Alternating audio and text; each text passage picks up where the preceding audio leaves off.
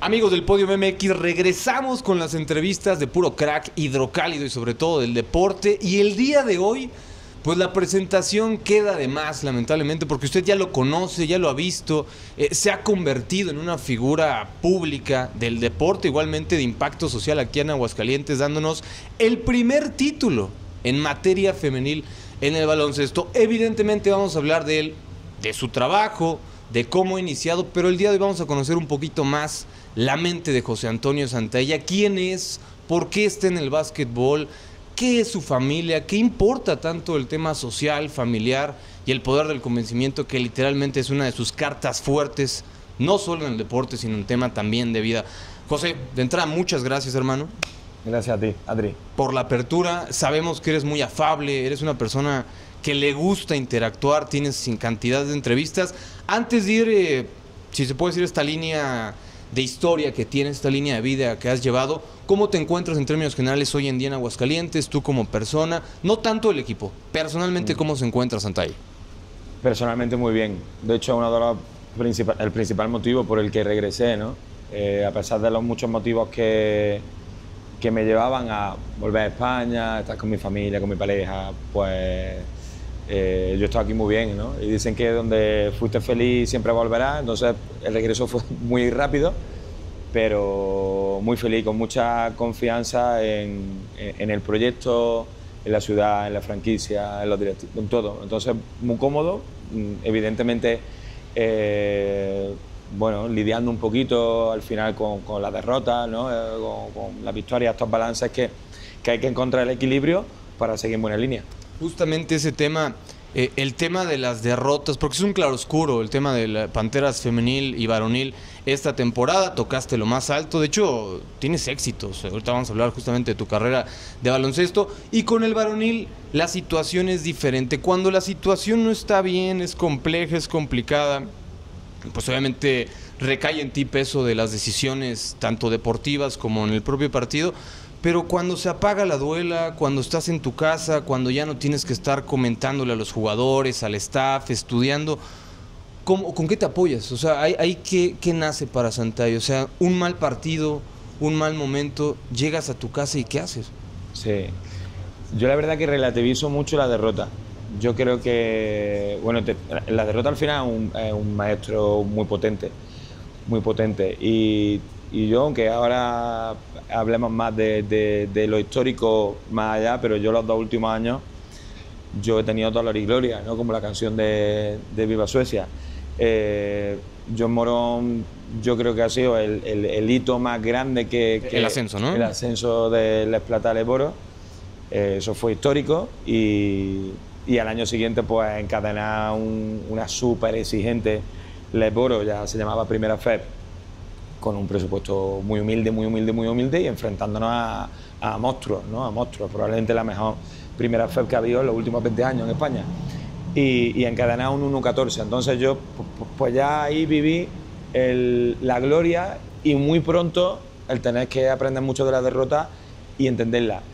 Y te digo una cosa, aprendí mucho más de la derrota lo que te hace como persona que en el propio deporte, porque a mí lo que me hizo fue cambiar. Ve un poco el impacto que tuvo en mí, ¿no? Cómo la afrontaba, cómo intentaba gestionarla en relación a los jugadores, cómo cambiaba mi método en el día a día con los jugadores. Yo llegué a cambiar hasta el postpartido, ¿no? Mi manera de estudiar el partido, conforme va encadenando derrotas. Lo que le tienes que hacer ver a los jugadores es que también hacemos cosas buenas y que tenemos que apoyarnos en las cosas buenas para no caernos, ¿no? Bueno, entre otras muchas cosas, ¿no? Luego también caí, ¿no? Fíjate, caí, y lo estuve tratando con una psicóloga que yo llevo yendo desde hace 2 años de manera periódica, simplemente por checar la salud mental, ¿no? Que es algo que a mí me preocupa, o sea, que me preocupa porque igual que vamos al gimnasio, igual que vamos cuando nos duele un poquito el tobillo al trauma, pues yo creo que hay que revisarse, ¿no?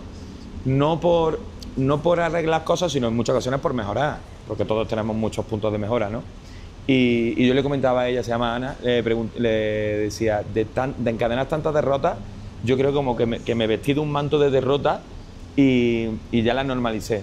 Incluso ya iba con mi hermano a jugar a pádel y ya parecía, y perdí carácter competitivo. Entonces, incluso personalmente, más allá de lo que pasa en la pista, aprendí muchas cosas y de gestionar lo que me han hecho, yo creo, mejor persona, antes que mejor entrenador. Sí, cuando normalizas el miedo, evidentemente desaparece, ¿no? Porque ya lo vuelves rutina o rutinario en tu vida.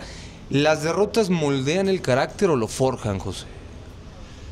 Bueno, yo nunca voy a decir que se aprende mucho más de una derrota que de una victoria. Creo que eso al final es un discurso muy derrotista. Yo prefiero aprender de la victoria.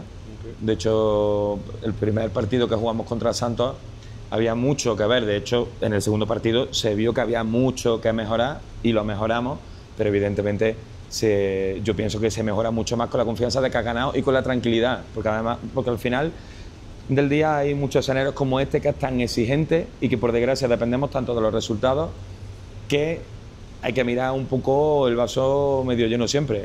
Hemos jugado mal, pero bueno, hemos ganado y vamos a afrontar el postpartido de la mejor de las maneras, con una sonrisa en la cara, con una medio sonrisa, pero sabiendo lo que tenemos que mejorar. Porque para la gente que no lo sepa, José Antonio Santaella en su carrera de básquetbol son 18 años, un poquito más, que lleva justamente siendo entrenador de básquetbol. Tú inicias, ¿no?, con un equipo femenil, lo que la gente, muchos no saben. Tú inicias justamente con un equipo femenil. No es que no supiera cómo manejar a las señoritas, al contrario, tanto así es que las hace campeonas. Ahorita vamos a ir justamente con ese paso, pero para mi querido Fer, lo que usted no sabe y se lo tenemos que decir, eras portero. Tu papá de entrada es portero profesional. Con las cuestiones de familia tenés que ir despacito porque me emociono rápido. Por mí mejor. Por mí mejor. Vámonos por partes, como diría Jack el Destripador. De chavito, estamos con José Antonio Santaella, infante, muy pequeño. Tu papá promueve el deporte en tu casa, es jugador, portero. No sé si rozó temas profesionales. Bueno, yo creo que llegó al Córdoba B, no era juvenil, pero él pronto ya encaminó su vida por la familia y por su carrera, que era enfermero. Pero sí, tiene razón, es lo primero que es lo que haré yo con mi hijo o mi hija. Tendré que luchar con mi pareja para eso, pero yo intentaré que haga el deporte que yo amo, ¿no? Entonces él lo primero que hizo fue intentar, bueno, que yo fuera portero, que jugara al fútbol, pero pronto me di cuenta que me aburría mucho. De hecho, yo le decía, Api, yo no entiendo cómo tú no te aburrías. El portero es la posición, es igual que el ciclismo prácticamente. Entonces, duré muy poquito. Incluso me acuerdo que en su afán de aplicarme al fútbol, fui a recoger pelotas del Córdoba también y duré un partido y medio. De hecho, me fui creo que en el descanso, porque digo, tú estás esperando aquí a recoger una pelota que uno la tira. No. Y el fútbol pues se me ha quedado un poquito para mis batallas con mis amigos de la Liga Fantasy. Se me ha quedado para eso, lo sigo. Porque no... Bueno, fui recientemente a León a ver Rayados contra León, ¿no? Aprovechando que Alan Cachorro está allí también. Y por ver a Sergio Ramos, que al final... Claro. La percha de Sergio Ramos, es una figura que a mí me hace ilusión verlo aquí en México, ¿no? Pero del fútbol me olvidé pronto. Y luego también él iba con un amigo suyo, con Fermín, a la cancha que había allí cerca a ver el baloncesto, que en aquel momento en Córdoba era de alto nivel, estaba en la segunda división. Y muy prontito me empezó a gustar, muy prontito, y ya de ahí, bueno, pues empezó todo, lo que al final mi vida liga al baloncesto. Que tengo entendido, como bien dices, o sea, te lleva tu padre, ¿no?, a ver un partido de segunda división, te gusta, te enamoras del deporte, lo dices sobre todo del ambiente, de la atmósfera que se vivía, y te inmiscuyes en el tema del básquetbol, y hay una persona que se llama Pedro Gaya, si mal no recuerdo, que te dice, a ver, brother, ¿tienes el nivel o no lo tienes? Tienes 20 y tantos años en esa época, y te dice, o le pegas bien, y si tienes la calidad, probablemente puedas ser un jugador interesante, o si no, te encontró las aptitudes y las cualidades para hacer lo que eres hoy en día. Cuéntame esa decisión tan temprana, de 21 años, o sea, que te digan, oye, mejor por acá en vez de por acá. ¿Cómo manejaste? De hecho, aprovechando el tema de Pedro Gaya, a ver si no se me olvida nada, porque hay varias cosas que en relación a esto te quiero comentar. Bueno, lo primero, yo pienso que las personas cambian en base a 3 caminos. Yo creo que uno es el shock, que puede ser un accidente, cualquier cosa que te choca en la vida y te hace cambiar. Otro, yo creo que es la conciencia, que al final es como nosotros vamos creciendo, leyendo, aprendiendo. Y luego creo que otra es la inspiración. Entonces la inspiración te puede venir por un libro o te puede venir por una persona, en la mayoría de ocasiones por una persona. Entonces para mí Pedro Calle, aparte de uno de mis mejores amigos, es mi mayor referencia en el baloncesto. Y él muy pronto, pues gracias a que entrenó a mi hermano, empezamos a conocernos y él fue la persona que más me ha inspirado en este camino como entrenador. Y lo que me dijo, me dice: José, tú puedes ser un jugador mediocre o puedes ser un entrenador, vamos a llamar destacado, ¿no? Bueno, destacado, un entrenador, puedes hacer carrera como entrenador. Entonces es verdad que pronto me decidí. Aún así te digo que yo, cuando me preguntan qué prefieres, jugar o entrenar, yo prefiero jugar siempre. ¿No te dolió? O sea, la realidad, el golpe de realidad de...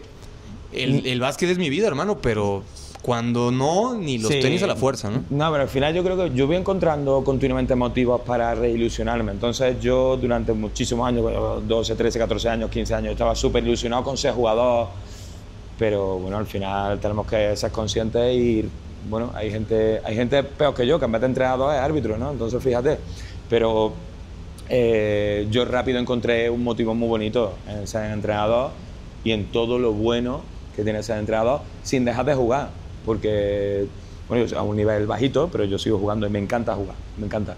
Y si no lo han visto de triples como Stephen Curry, cuando no lo marcan, no para. Te aventaste 12, ¿no? Seguidos una vez, o no me acuerdo cuánto. Reboteando Didi. Sí, me acuerdo. Ahí estaba. Ahí está justamente el tema. Si puede ver el video en las redes sociales de José Antonio Santalla, ahí están todas estas situaciones. 20 años y te inmiscuyes en un básquetbol femenino, ¿no? Es justamente tu primera participación, amén de lo que mucha gente cree que no tenías noción como tal. Tú inicias en el baloncesto femenino, ¿no?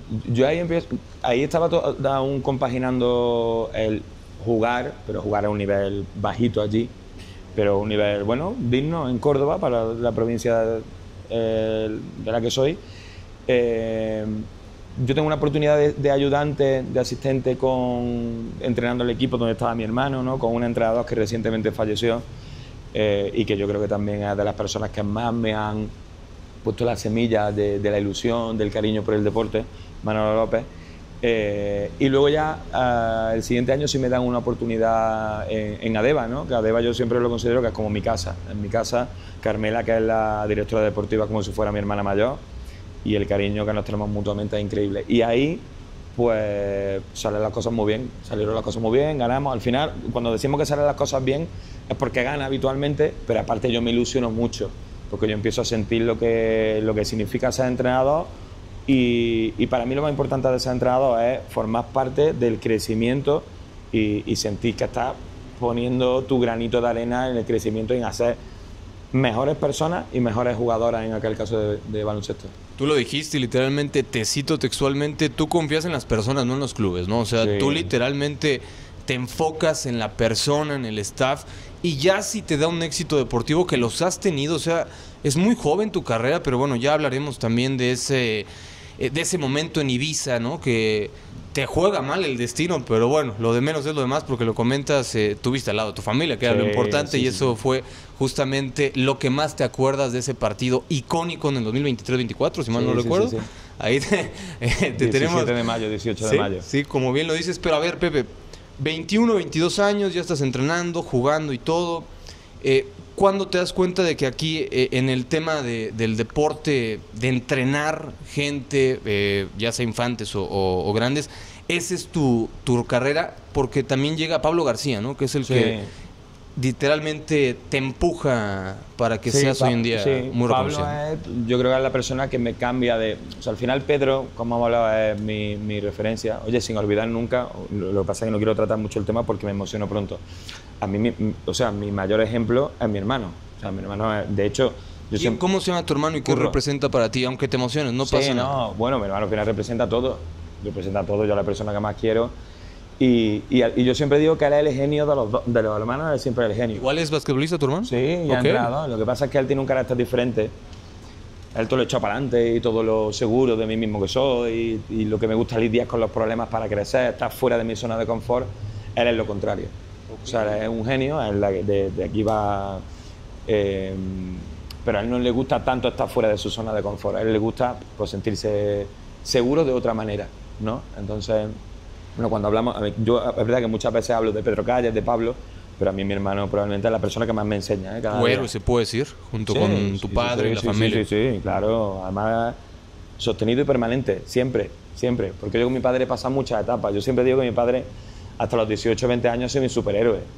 Luego ¿Cómo era tu padre contigo, viejo? ¿Era fuerte, era sí, no, militar, tranquilo, muy tranquilo, afable? No, mi padre muy tranquilo. De hecho, mi padre y mi madre yo creo que han tenido han sido una balanza en el tiempo, porque mi padre ha sido no me gusta decirlo, pero ha sido como mi amigo en mi infancia. Yo era el que le sigo contando los problemas, pero era como mi amigo, la persona que estaba conmigo y la que siempre me daba la caricia buena, ¿no? Mi madre era un poquito más estricta al principio. Al principio me refiero hasta los 18, 20 años, ¿no? Y yo siempre he visto en él el mejor de los ejemplos. Porque además mi padre ha sido, yo creo que he agarrado de él las cosas más buenas que puedo agarrar de él, que es la pasión por la gente que quiere, lo servicial que es. Entonces eso es una cosa muy importante que para mí es el punto número 1 en la vida, ¿no? Okay. Y luego mi madre, yo creo que es el mejor ejemplo de cómo ha ido evolucionando. Claro, yo esto ahora lo veo con unos ojos de 38 años que tengo. Me encantaría ir a los ojos del niño de 12 o el adolescente con 15 años que veía a mi madre mucho más restrictiva, mucho más para. Pero es el mejor ejemplo de cómo ha evolucionado y cómo se ha convertido en mi mejor amiga. Se ha convertido increíble, y un ejemplo de superación y de cada día ser mejor versión en todos los sentidos. Yo la veo más guapa, más delgada, más consciente, es increíble. Entonces es admirable tener como ese balance entre ellos dos, ¿no? Y luego por eso entre mi hermano y yo hemos salido ese balance. Okay. Una persona súper segura y súper arriesgada y otra persona mucho más tranquila, más pausada, más prudente. Porque hablas de la zona de confort que tuvo tu hermano o que tiene y que no tiene nada de malo, ¿no? Si eres exitoso en lo que haces, pues el contexto o el marco en el que te desempeñas no tiene por qué importar en ese aspecto. Pero bueno, a tu edad empiezas a salir en diferentes lugares de España, ¿no? A dirigir equipos, a dirigir academias. Y viene justamente Pablo García y te invita, ¿no? A que te vengas. De hecho, tú le dices, oye, necesito una oportunidad, si sabes de algo, te dicen, vente para acá, que por cierto luego lo vas a enfrentar allá en Monterrey, a ver cómo te va.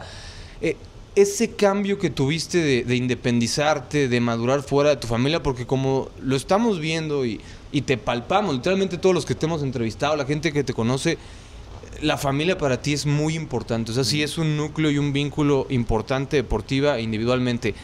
¿Cómo fue ese cambio, José? O sea, de que te vas a otro país, con tu amigo, como sea, pero literalmente fuera de la familia. Sí, mi relación con Pablo es bonita, ¿eh? Es muy bonita y ha pasado varias fases, ¿no? Yo creo que Pablo y yo nos conocimos en el año 2011 en un campus de Unicaja, en el que los dos dirigíamos como el grupo especial minibásquet de chicos de 11 y 12 años. Y justo después íbamos a hacer el curso de entrenador nacional en Zaragoza. Entonces fue un verano en el que coincidimos y en el que yo creo que creamos una admiración baloncestística mutua. Ahí, pues evidentemente, hubo altibajos. En los primeros años, bueno, él es un par de años más joven que yo.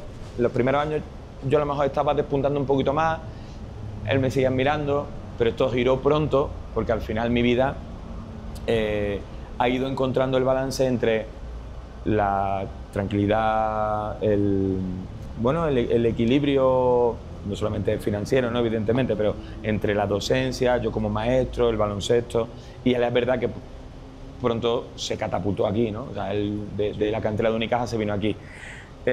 Y siempre tuvimos ese sentimiento de que el día que yo te pueda traer conmigo, te voy a traer, y era mutuo. Yo lo iba a traer y él igual a mí. Y pasó en el año 2021, que él por primera vez agarró un equipo como primer entrenador en Abejas de León y me llamó, y yo no dudé en venir con él. Yo siempre digo que él ha sido la persona que a mí me cambió el chip y me agregó, yo creo que las competencias para poder estar a este nivel. Okay. Porque yo tenía mucho de método, de formación, de trabajo, de entrenamiento, pero a mí me hacía falta toda la cara que él tiene, que en mi opinión es de los mejores estrategas que yo he conocido, o sea, pero a un nivel top. Entonces me hacía falta esa cara, esa parte del entrenador que yo no tenía, ¿no? El cómo estudiar un rival con tanta rigurosidad, cómo preparar los partidos con tanto detalle, cómo lidiar de forma dura y exigente con jugadores de alto nivel, de alto rendimiento. Y entonces, bueno, pues fue un año que, bueno, fue muy poco tiempo, ¿no? Pero le estoy muy agradecido porque gracias a él yo creo que soy el entrenador que soy y sobre todo, yo siempre digo, no solamente el entrenador, soy la persona que soy por la experiencia que tuve en México, por al final el amor que agarré con México, y luego también por lo que aprendí bueno de él y a lo mejor no tan bueno, que a mí luego me ha ido acomodando tanto en mi vida como en el deporte. Sí, no, de las cosas malas también se aprende, ¿no? Mucho, claro. Evidentemente. Mucho. ¿Qué tanto le aprendiste? O sea, ¿con qué te quedarías como persona? No tanto en el tema deportivo, porque veo tienes mucha tutela, ¿no? Tienes muchas personas que han formado lo que hoy en día es el entrenador y sobre todo la persona. Sí. En términos prácticos y reitero, de personalidad, ¿qué le valorarías a Pablo? Y dirías, Pablo, literalmente te seguimos en eso. La exigencia.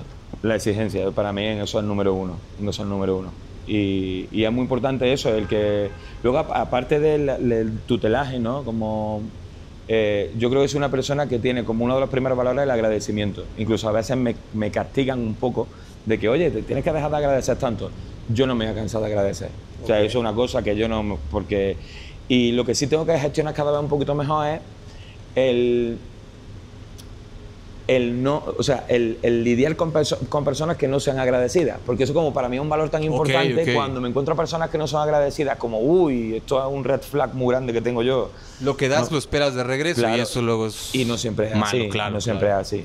Pero bueno, incluso mi pareja me dice, no, deja de agradecer, o mi mejor amigo Fran Dorado me dice, hay que agradecer, pero en su justa medida. Y digo, pues yo, mi justa medida no tiene fin, ¿no? Entonces,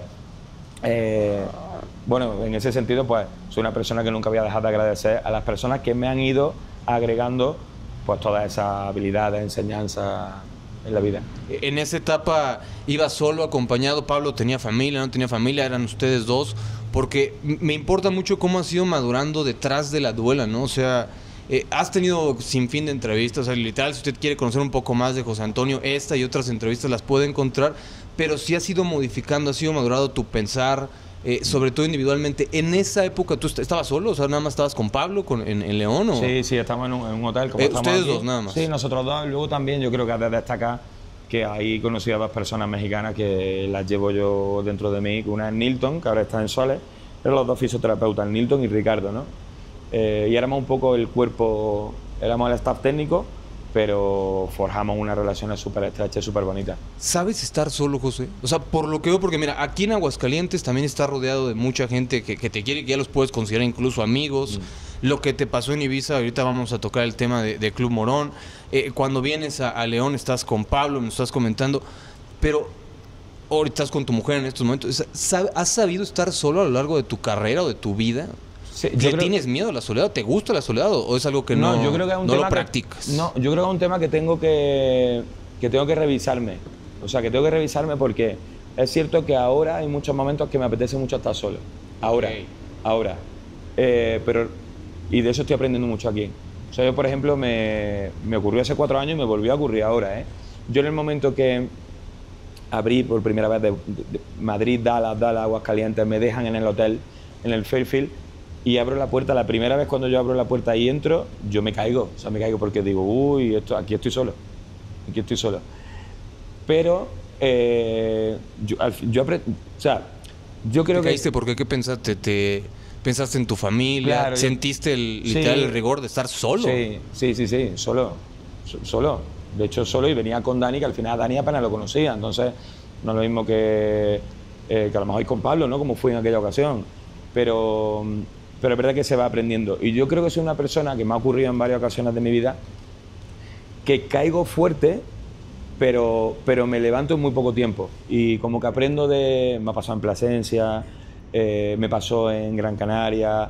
He tenido varios momentos de mi vida en los que he caído muy profundo, pero me he levantado muy rápido porque en eso no sé de quién lo he aprendido. Sí, hay cosas que se aprenden. Yo intento encontrar muy pronto los motivos para reilusionarme, para... ¿Te agarras? Sí, me agarro a... Sí, me agarro bueno, no a lo que sea, evidentemente, ¿no? Pero no sé, cuando las cosas fueron mal en Morón, ¿no? El año del 1-14. Bueno, el año, fue mitad de año. Yo, por ejemplo, me agarré mucho al CrossFit. O sea, yo encontré en el CrossFit, pues, un sitio, porque yo soy un gran aprendedor, o sea, me gusta mucho aprender, o aprendí, no sé cómo decirlo. Entonces, yo el hecho de apuntarme a CrossFit y y sentirme que no soy, que tengo que aprender de cero, prácticamente. Eso a mí me gusta mucho. Claro, o sea, el tema de ser profesor y alumno, ¿no? También es bien importante esa situación. Estás con Leones, estás con Pablo García, como bien lo dices, la afinidad entre ustedes dos se magnifica, se potencia, al grado de que hoy en día son muy, pero muy buenos amigos.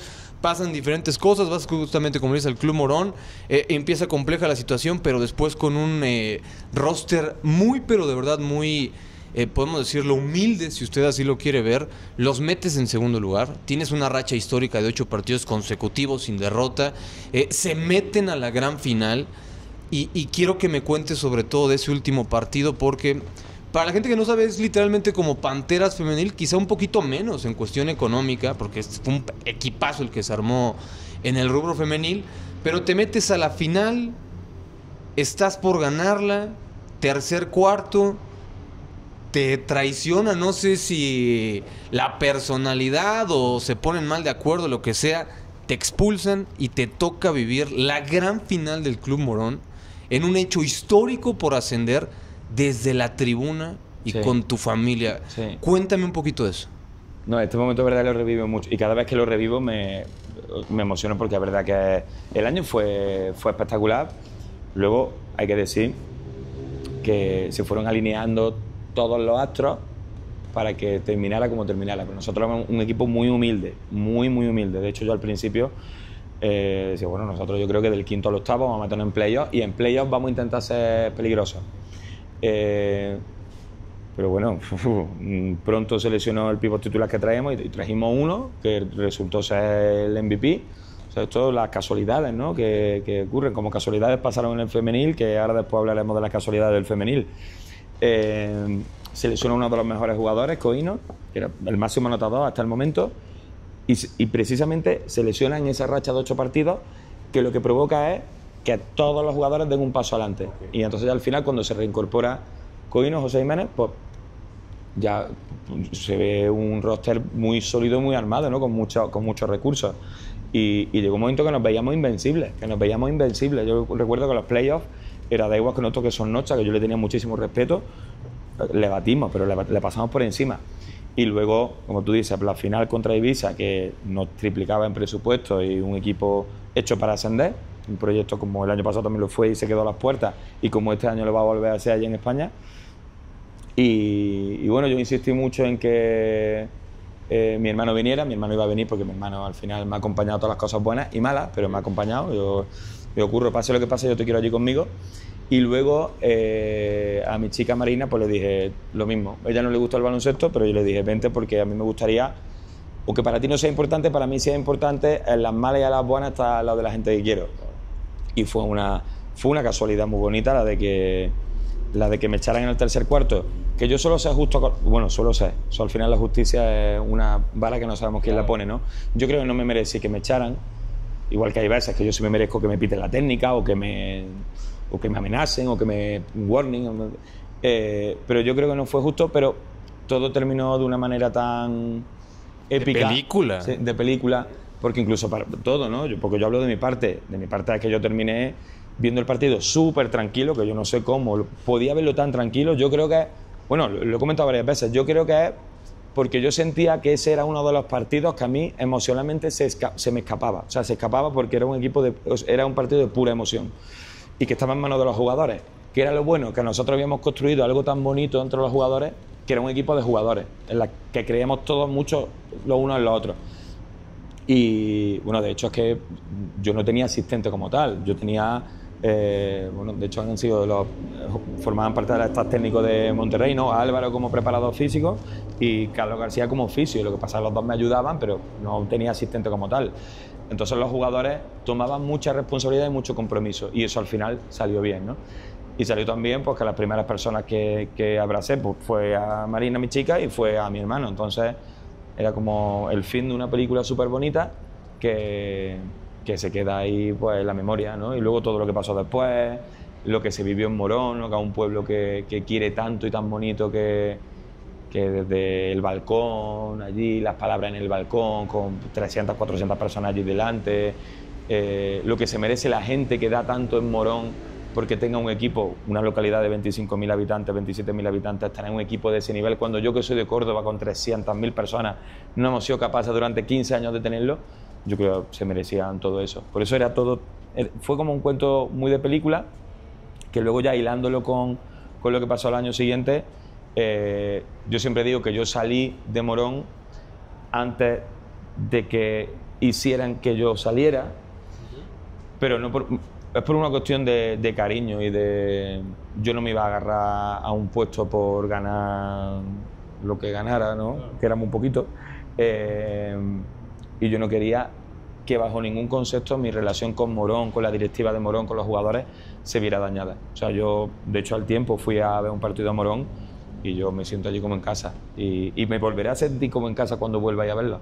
Porque aparte lo comentaste, o sea, tú no sueles utilizar la frase de los equipos son familia, porque para ti la familia, reiteramos, es muy importante, pero sí lo dijiste, o sea, con Morón sí de verdad hubo esos tintes, esos detalles donde éramos una familia y gracias a eso se es campeón, te va muy bien, recordamos Ibiza es uno de los momentos más importantes para tu carrera y de ahí te contactan para el equipo de Panteras. ¿Cómo es? ¿Quién se acerca? ¿Quién te dice? ¿Quién te comenta? ¿Qué tanto sabías de la institución? ¿Y cómo es que llegas aquí a Aguascalientes? Sí, ahí aparece de nuevo Pablo. Yo creo que Pablo bueno, me pregunta, se preocupa por mí, bueno, ¿qué va a hacer ahora? Digo, bueno, pues ahora mismo descansar un poco, aunque yo estoy deseando de entrenar siempre, da igual el nivel y la categoría, el género. Y le digo, mira, Pablo, si quieres hablar con Anuar, que al final Anuar es, yo creo, el representante más representativo de México, y si hay una oportunidad en el femenil que no pisa con las competiciones en Europa, en España, que es lo que yo al final buscaba, pues puedo ir. Y apareció la oportunidad de Panteras, tuve la entrevista con Gabriel. A Gabriel le expresé desde el primer día lo que yo sentí hace 4 años cuando vine aquí, que sentí que esto es un sitio muy bonito y es una plaza muy bonita donde jugar y en la que formar parte.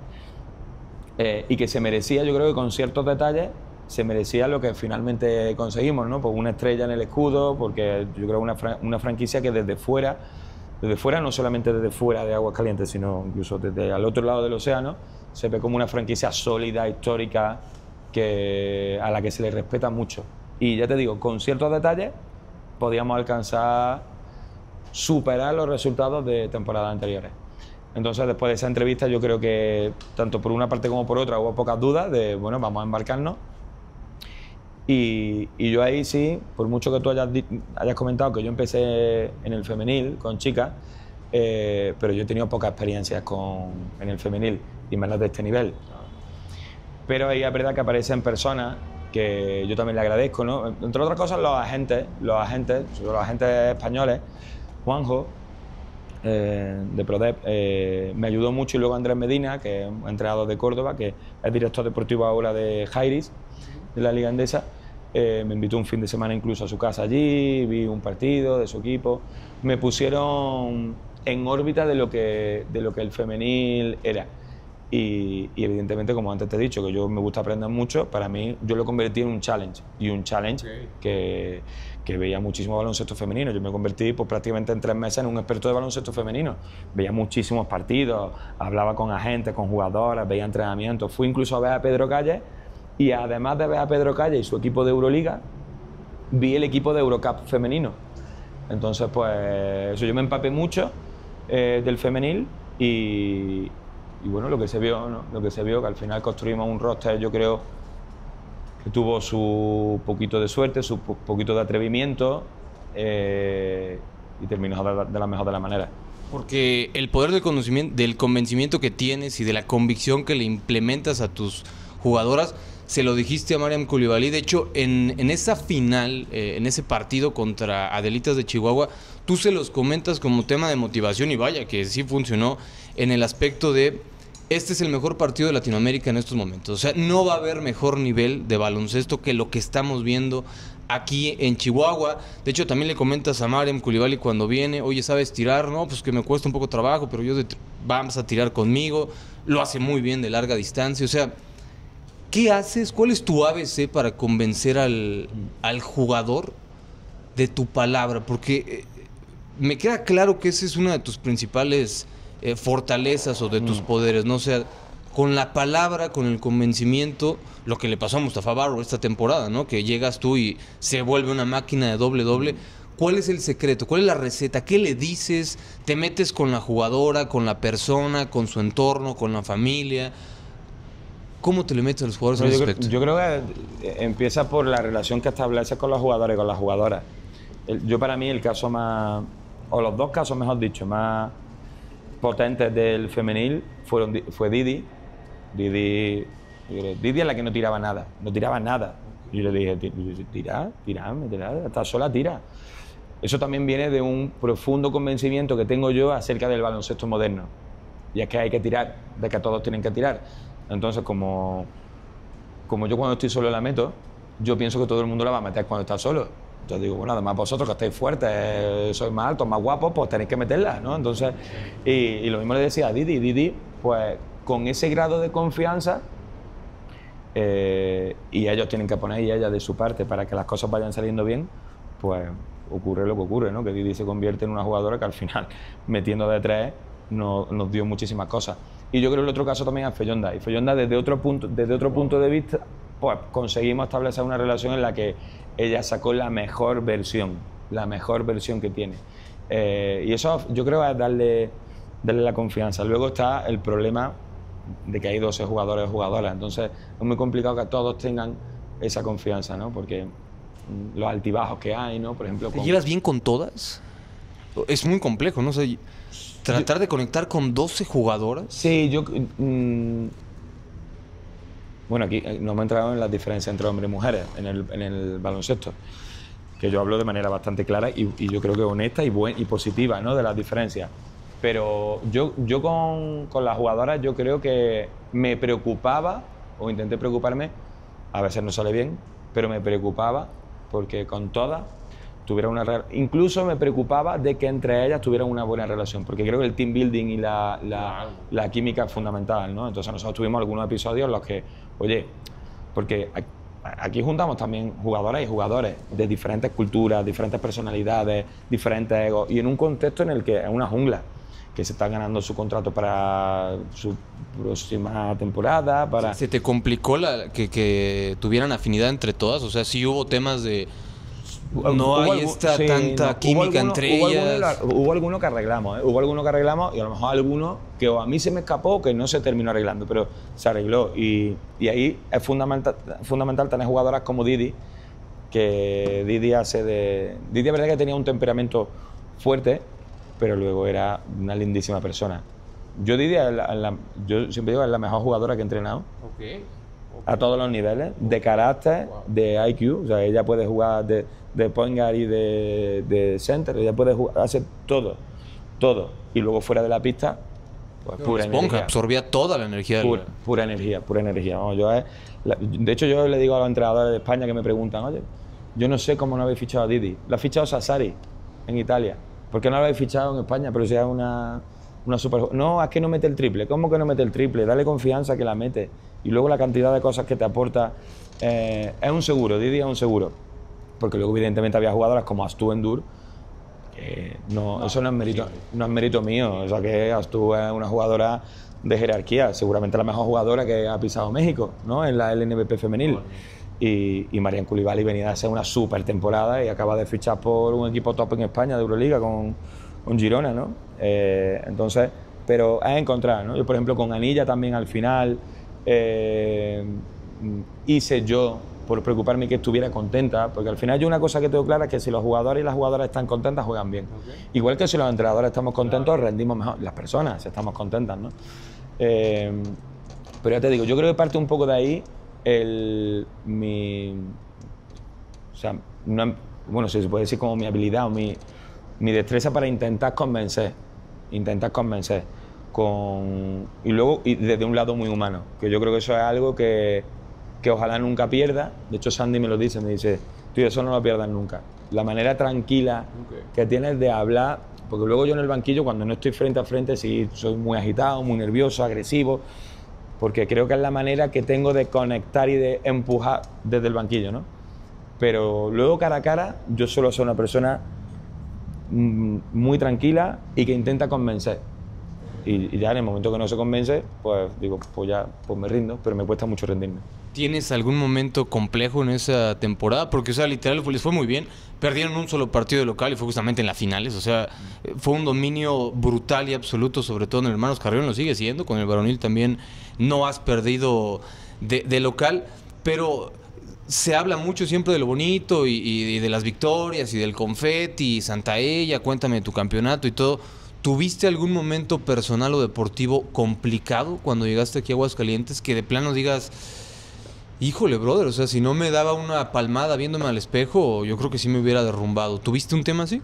Bueno, yo creo que con el femenil tuve poco y lo comparo un poco con mi primera temporada en Morón o mi primer año y medio en Morón, ¿no? Que al final pues por suerte hubo alguna dificultad, ¿no? Yo recuerdo en Morón, primera temporada en la que ascendimos al Leporo, que estábamos jugando en Azpeitia y el equipo iba 5-5 y era como, uy, nerviosismo, ¿no? Pues al final, como ya te digo, yo las derrotas intento verlas como un punto de inflexión y de, oye, vamos a crecer desde aquí, pero los que están arriba mandando no lo ven de la misma manera y exigen.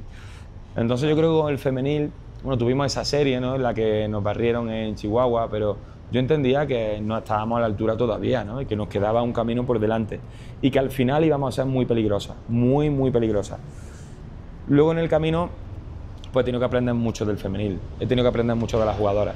Ya poniendo un poco en contraste, ¿no? Porque es una pregunta que siempre me hacen y que creo, además yo me he manifestado de que igual que hay cosas de las que yo no puedo hablar, porque hay entrenadores que parece que porque entrenen a este nivel, imagínate, ¿no? En ACB o parece que pueden hablar de minibásquet o de pequeños. No puedo hablar de pequeños. Yo ahora mismo, si me pongo a entrenar un equipo de minibásquet femenino, tengo que quitarme el óxido del cuerpo y rejuvenecer, porque yo estoy acostumbrado ahora mismo a este baloncesto y me costaría meterme. Yo ahora mismo no le puedo dar consejos a nadie de niños de 12 años, de niña de 14 años, no puedo. En ese sentido, a mí he vivido muy cercano el entrenar equipos de alto nivel de mujeres y un equipo de alto nivel de hombres, y creo que ahí puedo hablar. Las mujeres son mucho más agradecidas, y es una cosa muy bonita, sobre todo jugadoras como las que hemos dicho de Didi, como Dominique. Dominique es un encanto, me la llevaría a todos los equipos también. Pero son más difíciles de convencer, de hecho yo tengo muchas anécdotas, algunas no las puedo contar porque algunas son como secretos de baloncesto, de mi baloncesto, ¿no? Pero yo, por ejemplo, tengo conceptos que yo aplico, de los cuales yo estoy muy convencido tácticamente, que yo he intentado aplicar en el femenil y que ellas no han creído, pero antes de aplicarlo, ellas me han dicho, no, y le digo, pero confía en mí, que no confío, que no lo quiero, o sea, a lo mejor eso es una particularidad que he tenido yo en este equipo. Okay. No significa que sea una generalidad, tendría que entrenar muchos más equipos femenil para consolidar esta creencia, ¿no? Pero cuesta más trabajo. Ellas pueden proponerte algo que bajo mi mente de entrenador es, vaya mierda me estás diciendo, pero como crean al 100%, sale bien. Al final, con buenas jugadoras, si crean al 100%, sale bien. De hecho, yo ahora a los chicos les digo, esto no es el que hagamos, esto es el cómo lo hagamos. Y el ejemplo perfecto es ese, en la chica. Y los chicos, puede que no te crean o que digan, bueno, no me convencen mucho con lo que me estás diciendo. Incluso yo intentando dialogar con ellos, oye, que esto sí, esto... Pero una vez al menos lo hacen al 100%. ¿Los regaños son diferentes? O sea... Sí, son diferentes. Okay. Son diferentes. También he tenido que aprender, pero bueno, yo parto de esa capacidad de aprender y de esa mentalidad abierta de aprender. Por ejemplo, a la chica le cuesta mucho trabajo que eleven la voz. Okay. De hecho, ha habido varias veces que... yo siempre digo, porque en esto debato mucho con mi chica, ella me dice, no, pero esto pero no tiene por qué ser así siempre, tú no tienes que hacer... No, bueno, yo te hablo de mi experiencia, que desde luego es más que la suya. y yo me ha pasado más de una ocasión de que, o por la distancia que haya con la jugadora, o por el momento, yo entiendo que pues, le he pegado una voz y su respuesta es, sí, José, que me he enterado. Digo, ya sé que te has enterado, pero es que te lo tengo que decir así de alto, porque estamos a 180 pulsaciones, porque es el partido o porque es mi manera. Y los hombres, por ejemplo, eso no. Sí, no. Pegan voces y no que tampoco soy yo muy de pegaposas, sobre todo en los entrenamientos. Es verdad que en los partidos sí me pongo más nervioso, como ya se ve, ¿no? Ya te he dicho antes, pero en los entrenamientos yo creo que soy bastante metódico en intentar que todo lo entiendan ellos y que salgan las cosas como todos queremos que salgan. ¿Consideras que te has equivocado alguna vez en algún trato, en algún ademán con jugador o jugadora? O sea, Sí. que digas, no estuvo bien. Bueno, a ver, algún ademán, probablemente sí. Ahora mismo no, de mi última, de toda mi última trayectoria, cuido mucho esos detalles. Cuido mucho esos detalles. Pero sí me he podido equivocar. Y yo creo que en el femenil me he podido equivocar alguna vez. Luego también choca mucho, ¿no? Por ejemplo, en el partido de ayer, o sea, los últimos 5 minutos, 4 minutos y algo sale Axel y yo me enfado cuando toma malas decisiones. Y desde el banquillo me dicen los jugadores ya más experimentados, déjale que juegue, que se equivoque. Y digo, ya, pero tenemos que seguir jugando serio porque al final aprendemos y disfrutamos cuando jugamos bien, no cuando jugamos cáscara. Entonces vamos a seguir jugando serio. Y me enfado mucho y la gente le sorprende cómo yo me enfado incluso cuando vamos ganando más que cuando vamos perdiendo. Y bueno, yo creo que es algo de mi carácter, de mi manera de entrenar. Para ir concluyendo un poco el tema ya de tu carrera, de tu trayectoria, llegas a Aguascalientes, se sabe, no vamos a entrar tanto en detalles, el tema de Pascal Meurs no funciona, te traen a ti por lo hecho en Panteras Femenil, por el poder del convencimiento y sobre todo porque eres una cara que fue un paliativo totalmente para la situación que venía. Yo te lo pregunto, siempre he tenido este debate con varios compañeros en tu persona, en el aspecto de que me preocupa el tema de el hartazgo o la rutina de literalmente hasta comer caviar diario te termina aburriendo. Vas a estar un año, se puede decir, entre comillas, en Aguascalientes, jugándole al mago. Es muy probable, es una lógica total, que vas a estar con el femenil el próximo año para defender el campeonato. Insisto, es una hipótesis que tengo, no sabemos. Y no sé cómo vaya a suceder el tema del varonil. Quizá te lo vuelvan a ofrecer. Eso, insisto, son terrenos de hipótesis únicamente. ¿No te preocupa el hartazgo, la rutina de estar 2 años en un estado, una persona tan familiar como tú? Tienes a tu abuelita que también es fundamental para tu vida, en su cumpleaños te dolió no estar con ella, viajaste para tu cumpleaños estar con tu mamá, con tu familia. ¿Sí te ves tú de largo tiempo en una institución, sea Pantera, sea quien me digas? ¿Sí eres tú una persona para estar 2 años, 3 años, 4 años en un estado, en otro país, haciendo lo mismo todos los días? Bueno, es una pregunta muy complicada. Y es una pregunta muy complicada de responder ahora. Sí, claro. Además, yo siempre digo que si todo acaba con el varonil, con la sintonía que ahora mismo tenemos y que yo tengo con Gabriel, que yo creo que esa no la voy a perder. De hecho, yo a Gabriel creo que él lo sabe. En el momento que yo pierda esa sintonía con él, yo soy el primero que me voy a marchar. Me voy a marchar porque me pasa con Aguascalientes, con Pantera, algo parecido a lo que me ocurría con Morón. Okay. Que yo no voy a permitir no voy a permitir, cuando yo ya sienta que haya más gente que está en contra mía que a favor, yo no me voy a agarrar a nada. Y yo quiero que la gente crea en mí porque yo estoy muy en paz, como ha dicho Escariolo, ¿no? Después de retirarse de la selección. Yo estoy muy en paz con lo que yo hago.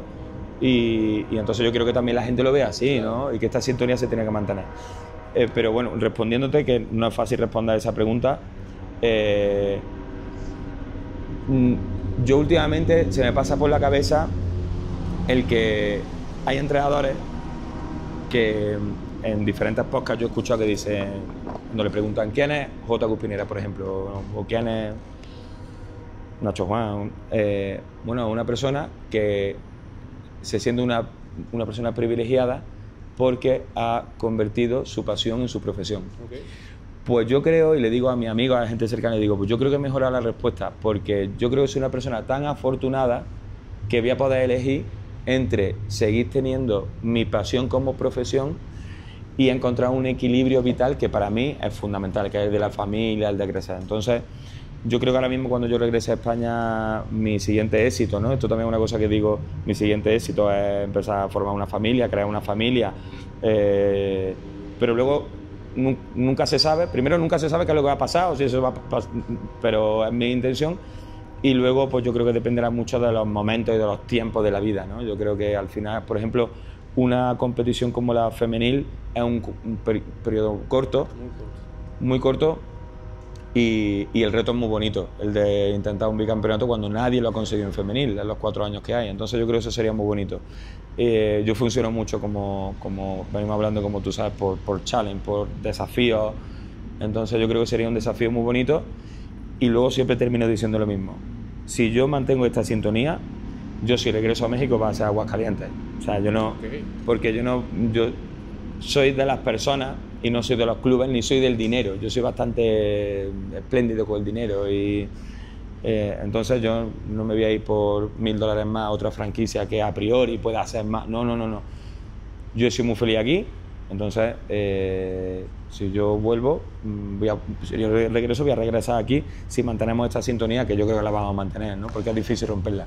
No, y el Estado, el ingeniero, Gustavo, todo el staff, te quieren, o sea, genuinamente, no tanto por el tema deportivo, sino por la persona que eres y por cómo te comportas fuera de la duela.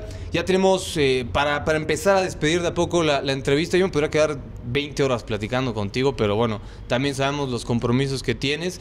El tema hoy en día, hablando un poquito más ya de la táctica, de la duela, para empezar a cerrar, llegas aquí a Panteras, Stedmon Lemon es uno de los jugadores que en porcentaje de uso es el que más tiene desde su llegada. Jaron Martin, ni se diga, el máximo anotador en los playoffs en la historia de Panteras.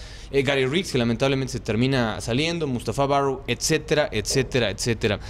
Me voy a enfocar un poco en Stedmon Lemon por lo que representa, por la cara que es, por el jugador que cuando está de vena es de lo mejor que hay en la liga, sin duda alguna. Llegas y lo sientas, lo pones en la banca. Stedmon Lemon se veía, o es lo que yo interpretaba, por ahí temas de egos, ¿no? De yo tiro mejor o dame más a mí la pelota, etcétera, etcétera. Llegas, lo pones en la banca y siendo un jugador como sexto hombre, te está respondiendo, se le ve cómodo, la química fuera de la duela con sus compañeros sigue siendo de lo mejor. En ese tema, ¿no te tembló? ¿Hablaste con él? Llegaste, hiciste una mini revolución, pero específicamente, ¿cómo ves a Stedmon Lemon en esta temporada? ¿Y qué opinas de este nuevo rol que está adquiriendo el jugador, reitero, franquicia del equipo? Sí, bueno, en primer lugar yo siento que el salir en el quinteto inicial o no, para mí no es algo tan importante, ¿no? Es verdad que para ciertos jugadores, por ejemplo, con Marian Coulibaly tuve un conflicto de eso, porque para ella era muy importante y ahí sí es verdad que hay que escuchar a los jugadores y jugadoras. Ella me dijo, para mí es muy importante salir de titular. Aunque luego juega menos o más, digo, pues ya está, yo te escucho a ti.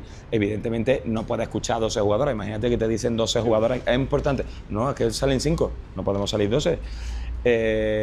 Pero partiendo de ahí, yo no creo que sea tan importante el salir de titular o no. Y luego la mini revolución de la que hablamos, yo creo que partía de que el propio Lemon, Terrell, Jaron, jugadores que tenían mucho uso, como bien has dicho, de la pelota, de las posesiones, compartieran más y mejor la pelota. Yo creo que había... no me gusta para nada, además esto hace poco lo hablé con Giancarlo, no me gusta para nada hablar de las cosas malas que se podían haber hecho antes, porque también hubo muchas cosas buenas, pero yo sentía desde fuera que el equipo tenía que ser más sólido, y una de las formas, de las maneras de ser más sólido, es que se tenían que compartir mucho más la pelota en ataque, y eso iba a repercutir en la defensa, porque se iban a sentir, iba a haber un sentimiento de solidaridad y de cohesión mucho más grande. Entonces eso tenían que entenderlo muy rápido, Lemon cuando está bien es un espectáculo. Mi lucha con él es de que sea un poquito más agresivo en ataque y en defensa. En defensa lo está haciendo. Ayer, por ejemplo, con Ángel Matías hizo un trabajo enorme. Que confío un poquito más. Muchas veces hay que confiar un poquito más en las reglas y en el plan, pero bueno, eso se consigue muchas veces con las victorias y se pierde con las derrotas, por desgracia.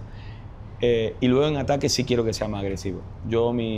Después de la Copa Balúe, lo que les dije, necesitamos jugadores que pisen la zona. Si no pisamos la zona, no nos vamos a la línea de tiros libres, no vamos a encontrar jugadores en la línea de tres que somos buenos tiradores, y yo quiero que se tire mucho. Pero claro, si solamente jugamos en la línea de tres, están con nosotros. Entonces necesitamos pisar la zona, forzar a que la defensa se colapse y nosotros encontrar gente fuera para lanzar. De hecho, allá el primer triple que mete Tyron White es una penetración de Terrell Brown, que lo he puesto en el vídeo. Hemos tocado la zona, la hemos tocado con la pelota que se puede tocar con la pelota, con las continuaciones, cuando la pelota llega a Mus y a Víctor, que Víctor cada vez está pasando mejor el balón. Entonces, bueno, yo creo que de ahí parte un poco ese cambio de rol y el sitio, que yo creo que el sitio con confianza, pues se lo he dado. Al final yo, cuando hablo con él, le digo, necesito que seas mi líder. Da igual que salga de titulado, ¿no? Pero necesito que seas el líder que este equipo necesita. Luego ese liderazgo yo lo democratizo mucho, ¿no? Para mí Jaron es un líder, para mí Terrell de otra forma es un líder, para mí Tyron es un líder total y para mí el más líder es Eric. Okay. Es Eric, para mí es... Porque creo que es un jugador muy sólido, creo que es un jugador... Luego también, evidentemente, esto es una cosa que es producto de la mezcla de cultura y del lenguaje. Cuando hablas el mismo idioma, yo creo que todo es como... El engranaje cuaja mucho más. Pero en ese sentido yo creo que democratizo mucho el liderazgo. Me lo quito mucho a mí, que creo que es algo que también tengo que ir aprendiendo sin perder mi esencia, pero tengo que ir aprendiendo, ¿no? Bueno, a veces esa democracia se te devuelve un poco en contra y se pierde el liderazgo. Y entonces yo creo que sin perder yo mi posición de liderazgo y entregándola, se tiene que conseguir esa fórmula para que al final acabe bien, ¿no? Porque yo he vivido las dos cosas. He vivido que de ser tan democrático, cuando los resultados no son buenos, parece que tú eres como... No sé cómo explicarlo, ¿no? Porque me salen ejemplos, ¿no? Zidane o Ancelotti ha sido criticado, ¿no? ¿A qué parece que el líder es Ronaldo? Bueno, porque entrega, el liderazgo lo entrega y lo democratiza bien. Ancelotti o Pablo Lasso. Yo creo que hay muchos ejemplos, ¿no? Y luego, por desgracia, insisto, si gana parece que es excelente todo y si pierde es que tu método, es que tiene que venir un balcánico a poner orden y a enfrentarse y a poner... No, es que no creo en eso. Además yo creo que en el momento que nos ponemos una máscara, que no somos nosotros naturales, el mensaje no llega de la misma forma. Claro, hay que ser genuino, ¿no? Y sí, como bien lo comentas, delegar responsabilidades dentro de una duela, pues es importante, ¿no? Porque también hay entrenadores que son jugadores que lo van haciendo de esa manera. El tema de los mexicanos, el nivel de los mexicanos, ¿cómo lo ves? O sea, por ejemplo, Gulli es muy laureado, lo quieren mucho, pero por ahí incluso yo siento que su portento físico le termina no ayudando cuando es en materia ofensiva. Víctor Iwakur, lo hemos comentado y me gustó mucho que concordaras conmigo, es probablemente el jugador más atlético que tengas de tu plantilla, lejos, pero también tiene un problema fehaciente y claro a la ofensiva. Con los mexicanos, con este tipo de jugadores que tienen estas ventanas de oportunidad muy latentes y que luego el público no lo entiende, ¿no? O sea, si ven que si eres basquetbolista y no metes canastas, eres malo, ¿no? Aunque seas un modo de rol defensivo, que juegues por debajo del codo, o sea, eso la gente no lo entiende. En el tema de los mexicanos y específicamente Víctor Iwakur, ¿cómo andas ahí con ellos? ¿Cómo trabajas? Porque con Víctor sí, incluso la gente dijo, bueno, ¿qué pasa con Víctor? Y de a poco le has dado también confianza, ¿no? Claro, y Gulli, Sandy, Jonathan, jugador muy contrastado, incluso Axel, ¿no? Ayer pudo disfrutar. Yo intento ser bastante honesto y no sé si fue contigo, en una entrevista que me comentaron, oye, le estás dando la oportunidad. Bueno, hay entrenadores en México que parece que cuando ponen a jugar el talento mexicano, hay que hacer aquí una película. No. Los jugadores mexicanos hay talento, evidentemente, y es una ventana de oportunidad, como tú has dicho, en una liga tan exigente, esta liga súper exigente de Latinoamérica, probablemente, junto con Puerto Rico, son las dos mejores ligas que hay, ¿no? En el continente. Y cada vez vienen más jugadores de Europa de primeras divisiones. Entonces, yo creo que es una oportunidad que tienen ellos de ponerse al nivel y hay que trabajar. Entonces, cuando trabajan, tienen la oportunidad y la aprovechan, que la usen, ¿no? Como Sandy la usó, ¿no? Como Jonathan es un jugador contrastado, como Gulli está muy bien, ¿no? Y también me ha gustado cuando has dicho que al final, una cosa que hay que aprender mucho en todos los sitios del mundo, pero en México es que hay que ser un poquito hermético a las opiniones o a la sobreopinión, porque yo sé lo que hace Gulli hace cosas muy bien, ¿eh? Y sin meter puntos hace cosas muy bien, claro. Muy bien. Y hace falta tener esos jugadores. De hecho, cuando yo llego por primera vez al equipo, es un equipo que tiene muy buenos jugadores, pero que está totalmente desbalanceado. Al final, Jacob Callaway es un jugador excelente, es un súper tirador. Gary Riggs probablemente sea de los 3 mejores tiradores que hay en la liga, ¿no? Junto con Luke Martínez, ¿no? ¿Te costó darle las gracias a Gary Riggs o fue una decisión en conjunto? Con sí, bueno, fue en conjunto, sí. Yo al final, de mí no sale el sacar a nadie del equipo. Bueno, lo de Jacob sí lo tenía bastante claro porque yo sentía que no podíamos tener, con la composición del equipo no podíamos tener un 4 tan débil. O sea, tan débil porque él era una amenaza en el tiro, pero necesitábamos un 4. O sea, sufríamos mucho en la pintura. Ya te digo, no pisábamos la pintura. Mírate con Gary y con Jacob. Solamente tiraban. Grandísimos tiradores. Entonces, yo creo que por ahí va un poco el hacer sólido el equipo y el encontrar las piezas que te ayuden y que finalmente sea la fórmula correcta. La fórmula correcta nunca son 5 tiradores que en el perímetro llegas y tiras. Porque hay que defender 1 contra 1, hay que hacer buenos bloqueos, hay que ganar los rebotes, hay que pelear, hay que pasar el balón bien. Entonces, bueno, yo creo que todavía seguimos un poco en ese camino de encontrar la fórmula para llegar al final de temporada en las mejores condiciones. Qué bueno que lo comentas, ¿no? O sea, tantos jugadores con las características perimetrales, pues obviamente va en decremento y le va a pegar o va a permear al tema defensivo, pero lo ha sido solventando de buena manera. Te agradezco mucho el tiempo, José, lo volvemos a decir, eres una persona muy afable. O sea, de verdad, caes bien. O sea, como vulgarmente dice aquí en México, caes bien. Te quiero hacer una pregunta. Hay una frase que dice que los errores del pasado no se juzgan con la sabiduría del presente, ¿no?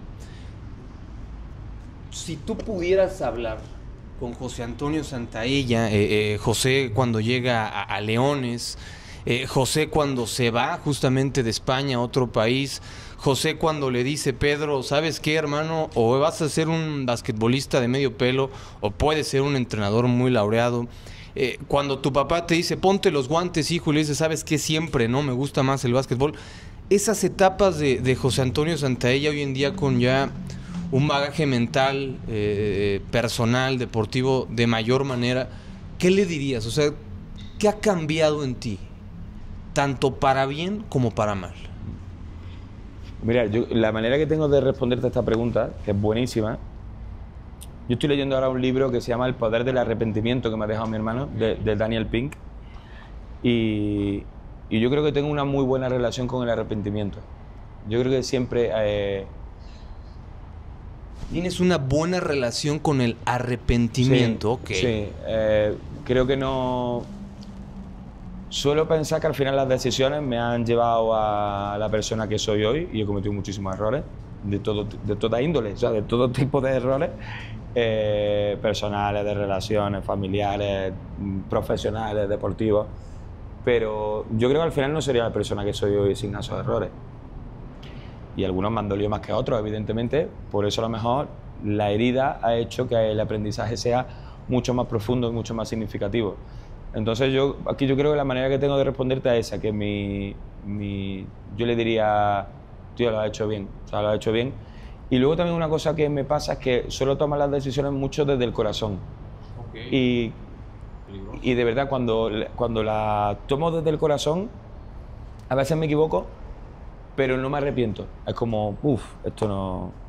Porque el corazón yo creo que se equivoca pocas veces. O sea, al final con la cabeza fría dices, ay, he pensado, y luego te pones calculador. Con el corazón, yo al final del año de abejas tomé decisiones con el corazón. Yo seguramente cuando acabe este periodo en Pantera tomaré decisiones con el corazón. Y de esas decisiones no me voy a equivocar, no me voy a arrepentir, no me voy a arrepentir. O ese proceso de arrepentimiento va a ser rápido y me va a llevar como, venga, ¿cuál es el siguiente? The next, ¿qué es lo siguiente para reilusionarme? A lo mejor el CrossFit, a lo mejor es sacarme unas posiciones de secundaria, o a lo mejor es ilusionarme con lo que a mí más me va a ilusionar en la vida, que es tener un hijo o una hija, ¿no? Que para mí eso va a ser, para mí ese va a ser mi mejor campeonato y siempre lo digo. Yo siempre digo, ¿no? Yo quiero que sea como mi legado, ¿no? Parece esto mucho el Rey León, ¿no? No es el Rey León, es que para mí es algo tan importante que bueno, que voy a poner mucha ilusión en eso, ¿no? Entonces, ya te digo, yo no sé si te he respondido bien, pero me arrepiento, pero en su justa medida, porque mi relación es muy buena con ese sentimiento. Es una muy buena frase, José. Por último, En temas familiares, lo dices mucho y no te gustó hablar incluso del tema en su momento de tu abuelita, de su cumpleaños, de tu mamá, de tu papá y todo. Hoy en día, ¿cómo estás en ese rubro? ¿Ya un poquito más Sí, tranquilo? Sí, bien. Yo también me relajo mucho cuando los veo a ellos que están tranquilos, ¿no? Al final se han acostumbrado, o yo les he acostumbrado, y también ellos son buenos aprendedores. Le he acostumbrado. También una cosa que me ocurrió hace 4 años es que yo hablo ahora más con mi madre que probablemente cuando estoy en Córdoba, yo en mi piso, en mi departamento, ¿no? Okay. Y yo creo que estas experiencias, también como son cortas, son divertidas, se aprende mucho, y una de las cosas que se aprende es a revalorar cuando se te ha perdido el valor un poco, o se ha difuminado el valor que tiene la familia, ¿no? Y luego con el tema de mi abuela, pues 89 años, ya la cabeza pues no la tiene perdida, pues yo un sentimiento que tengo es intentar compartir todo el tiempo que pueda con ella, ¿no? ¿Te llevaste el campeonato? Por ahí vimos. Sí, no, esa foto es la mejor. Yo creo que fotos como esa muy pocas voy a tener, ¿eh? Pero bueno, ya te digo, yo de ver a mi familia tranquila, yo me tranquilizo, estoy en paz, ¿no? Ahora mi hermano, por ejemplo, ha afrontado una nueva etapa con su pareja, independizándose. Yo pues voy a intentar ayudarle todo lo que pueda, ¿no? Al final yo contribuí un poco a todos esos procesos, ayudarle a mi padre, que al final está sufriendo de ver cómo se deteriora mi abuela, a mi madre tiras para adelante con todo, ¿no? Pues al final son cosas que me hacen estar tranquilo de verlo, que se está haciendo bien conmigo lejos, pero al mismo tiempo valorar lo que significa tenerlos allí y muchas ganas y muchos deseos de estar con ellos allí ayudándoles. Pues seguro están muy orgullosos de ti, José, porque reiteramos, no solo el profesor como tal, la persona le salió de muy buena manera. Ya para despedirnos, José, a ver, recomiéndame una serie, una película. La otra vez te preguntamos, ¿y cuál nos recomendó Fernando? Una malísima, no me acuerdo cuál, que hasta nos dijo, está muy mala, no la vean. Fue una malísima, y nos la recomendó, o sea, no lo puedo creer. De hecho fue una película que fui a ver y dije, es tan mala que y la recomendaste, sí, no, Pepe, pero no no, era una recomendación a que no la vierais. Que no la vi. Claro, era como, no sé la que os recomiendo, pero os sé la que no quiero que veáis. Sí, porque había ido el día de antes al cine. Dime tus 3 top de películas que siempre podrías ver. Ay, top 3. Esta mañana estaba hablando yo de series. Te voy a empezar por series. Para mí la mejor es Juego de Tronos. ¿Te gustó el final? No soy crítico con el final. Creo que se podía haber sacado más. Sí, claro. Pero es que la expectativa de eso era... Sí, claro, o sea, oye, hiciste un preámbulo genial y con la espadita, era... Dios mío, pero bueno. Sí, pero bueno, también soy yo muy pro Arya. Entonces, okay. Me gusta mucho. ¿Tu personaje favorito? Nah. No, el mío favorito, lo que pasa es que falleció pronto. Bueno, falleció no, se lo cargaron. Era Robb Stark. Oye, no, bueno, pero oye, tú tenés un rollo Robb Stark. ¿De Robb Stark crees? Un poquito, sí, Goretti, sí. Un poquito ¿Sí crees un poquito Robb Stark? Ah, muy bien. Sí. Eso es un halago, ¿no? Me imagino, ¿no? Hombre, claro. Oye, Jon Snow, tú puedes estar ahí como en la... Pero yo era muy de Robb Stark. Lo que pasa es que la boda roja pues se acabó todo. Esta mañana he estado discutiendo con mi chica de en qué temporada fue, cuándo mataron a Joffrey, cuándo... Sí, he estado. Luego aparte a mí... ¿cuál te puedo decir? La Casa de Papel aquí también ha sido muy popular, ¿no? No la he visto, no puede ser. Me quedé en el capítulo 1 y de ahí no pasé. Pues también me parece muy divertida. O sea, divertida y muy entretenida y al final ya se pasan un poco con... Luego hay una película que a mí... que me ha generado mucha inquietud, o sea, una serie, se llama Dark. No sé si aquí... La alemana, claro. El final es una locura. La mejor, Fernando. ¿Te gustó, Goretti? Es increíble. No la he visto. Es increíble. ¿Prefieres Dark que Game of Thrones? Sí, está muy fuerte esa declaración. Y a mí me provocaba muchos traumitas, porque es que, claro, te plantea tantas cosas que... Y encima, yo la vi cuando tenía 33 años. Y era todo el número 33. Y yo sentía, ay, madre mía, que me voy 33 años atrás, 33 adelante. Y estaba en una cruzada. Las 2 primeras temporadas fueron un espectáculo. Las 3 temporadas. Luego a mí me gustó mucho cómo conocí a vuestra madre, ya algo más entretenido. También el final más o menos, pero sí, How I Met Your Mother es buena, ¿Cuál es? Ay, ¿cómo es? Esta es la de la familia, que no la he terminado de ver. This Is Us. ¿Cuál? This Is Us. This Is Us. This Is Us. ¿Alguien? Sí, bueno, Goretti sí la topa. Pues esa es un chón de llorar, ¿eh? Okay, cuidado, que es muy bonita, muy bonita. De una familia, del recorrido de una familia, muy bonita, no la he terminado de ver. Y a la película, me gusta mucho Origen. Ah, buena, la de Leonardo DiCaprio, ¿no? Que se meten a los sueños. Nunca se sabe si se va a caer o no. León el Profesional es una película como que siempre la he llevado mucho conmigo. No manches, ¿saben cuál es? De León el Profesional es buenísima. De Jean Reno. Es la de que un sniper adopta a una chava que le Natalie mataron Portman. toda su familia, Natalie Portman. Y el malo. Que tiene 12 el años. malo Gary Oldman. Gary Oldman es un actor. Cuando se mete la pastilla y le empieza a hacer así, no. Buena Esa- película. Muy esa bien, de las que José, más me muy gusta. bien. Sí, te estoy Muy sorprendiendo. bien, muy bien, muy bien. Esa sí no la tenía en el radar, ¿eh? Excelente película. Sí, y no sé más, no sabré decirte. Me gusta mucho el cine, ¿eh? Me gusta mucho, mucho el cine. De hecho, aquí voy mucho al cine. Te recomiendo la de Together. ¿Sí? O la de Weapons, que se llama La Hora de la Desaparición. Son de terror. Una de terror corporal está fuerte. Si vas con tu mujer, se la van a pasar un poco incómodo, pero bien. Y la de La Hora de la Desaparición, desaparecen 12 niños a las 3 de la mañana y nadie sabe qué onda con ellos. Está buena. Te las recomiendo estas dos. Están Un chidas. poquito de miedo. No me dio tanto miedo esa. La de Together sí está extraña, sí da un poquito de miedo. La otra no tanto. Yo soy un poquito Chécate cagón. las dos. Yo soy un poquito cagón, ¿eh? Yo.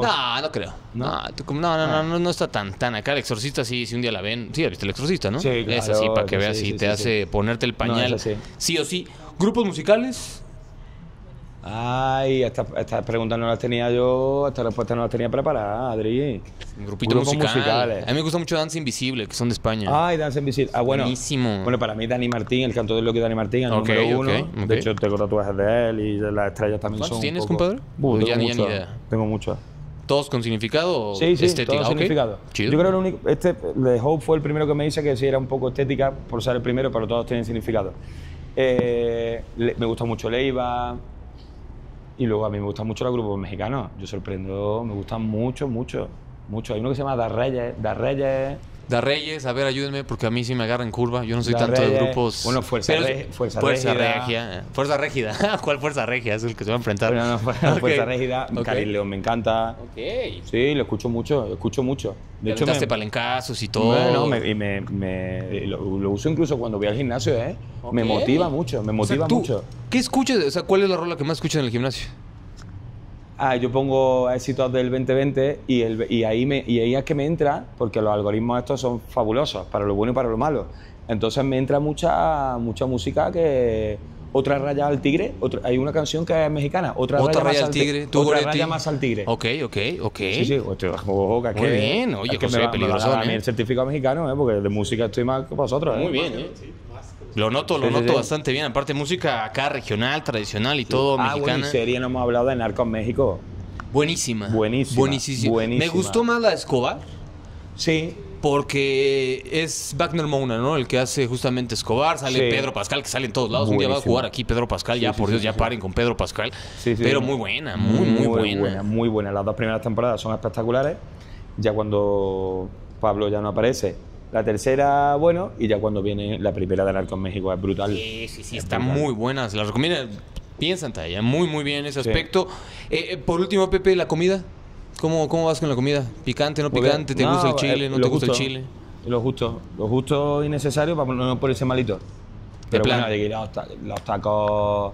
Yo siempre cuando regreso a España y hablo sobre la comida, digo que los tacos como se comen en México no se comen en ningún sitio. Ok. O sea, como te dicen, la tortilla española no se come aquí igual, el salmorejo, la paella, no. Los tacos como se comen aquí, en ningún sitio ni pastor, de Europa. de tripita, de No, lengua. Yo pastor siempre. Pastor toda la vida. Pastor siempre. Pero aquí hay mucha comida. Yo creo que es una de las mejores cocinas que hay en el mundo. Se puede dar un poquito la mano con España. Sí, no, y en España también tienen Bueno. una delicia Sí. impresionante. Para despedirnos, José, ¿qué extrañas de Córdoba? Algo que extrañas de Córdoba, aparte evidentemente a tu familia, que familia, sabemos sí, que sí. es lo que extrañas, pero ¿qué hacías? O sea, Pues mira, extraño mucho jugar baloncesto. Jugar pádel, practicar crossfit, ver la mezquita, que la mezquita pues, debería haber sido una de las 7 maravillas del mundo y no se la han dado todavía, pero bueno.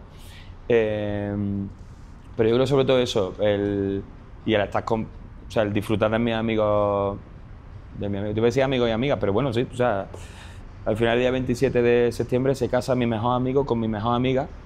oh, mira. Y querían que yo fuera y no voy a estar. Yo estaba intentando ganar todos los partidos que podamos para que ese 27 de septiembre que jugamos contra Mineros de Zacatecas, da igual el resultado, estemos en la misma posición de la tabla y convencerle a Gabriel que haga un vuelo express, que yo soy muy de vuelo express, ya lo sabes. Me fui para Claro, 2 días sí, de sí, cumpleaños.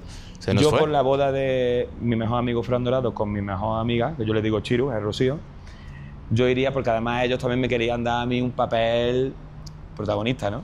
Además es muy curioso porque yo no lo he juntado. O sea, ellos es verdad que se conocen gracias a mí, pero yo no he forzado, yo no he sido ahí nada No selectivo, hiciste el nada. de Cupido ni nada. Nada, nada. De hecho, yo le dije, Fran, Cuidado, que la ojo Chiru, con ella. que la Chiru, O sea, tú das consejos de que amor la y Chiru todo. es para casarse, no es... Ah, ok. No es para casarse. Tengo que hablar contigo fuera de cámara. Sí, sí, es para casarse. Y bueno, al final, fíjate, pues lo consiguió y tienen un pequeño Eloy, que eso es para comérselo, soy su tito. Bueno, Tito, una de las cosas más bonitas. El poder de convencimiento de este sujeto es tremendo. Ya en plano se puso a casar a sus 2 mejores amigos y ahí estará evidentemente en la boda. Te agradezco mucho de verdad la atención. Yo podría seguirme hablando otras 2 horas. Sí, pero ya sería con una cerveza o Sí, algo, ¿eh? sí, Además, hoy con el día una libre cervecita. sería una cerveza. No, pues luego dejamos la parte número 2. Ya hablamos de la historia de José Antonio Centella, ya lo conocieron como tal. Ahora vamos a pues unos traguitos, qué le gusta de deporte, meternos más en los temas más pues de detalle, exactamente. Entonces lo apartamos de una vez, José. Sí. Perfecto, nos seguimos Adri. viendo. Por último, defíneme en una palabra, oración, como tú quieras, Aguascalientes, para ti. Yo te diría felicidad. Sí, felicidad. Yo te diría una mezcla entre reto y felicidad. Son las 2 cosas que más me... Y por eso volvería 1 y 1000 veces. De hecho, si no volviera, porque las circunstancias de mi vida no fueran para volver, a la Feria de San Marcos volvería. No, y aquí te esperamos. Y Además, ya te llevaron también. Coincide con la Semana Santa, entonces para mí es perfecto. Semana Esperemos. Santa...